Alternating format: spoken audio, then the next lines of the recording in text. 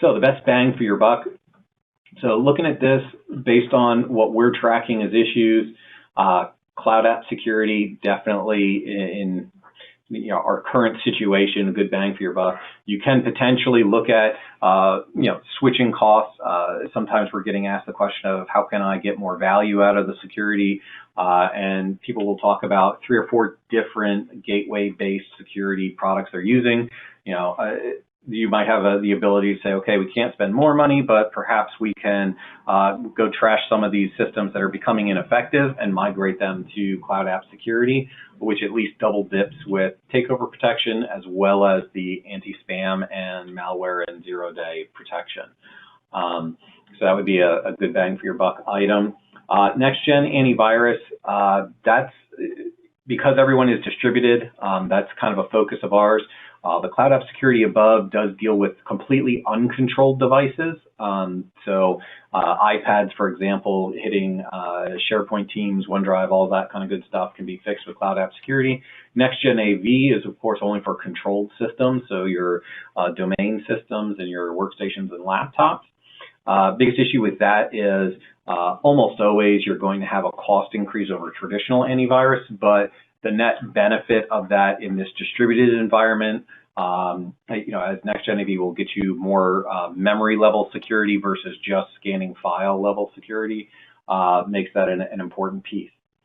OpenDNS, we're seeing a lot of good activity with. The follow me protection on that is quite useful, especially with split tonal VPNs. We have seen it actually block a number of new attacks this week that were coming from traditionally whitelisted systems such as SharePoint and Teams shares coming from third parties. And so that was really good because basically, even though everyone's using Office 365, OpenDNS was able to go out and pick out that one server that happened to be hosting malware and block access to it while allowing all the rest of SharePoint to work. So that was a really useful piece. And what we like about it is OpenDNS and Next-Gen AV and Cloud App Security, they all work completely differently. So they all work from a different point of view. And so you don't get clashing.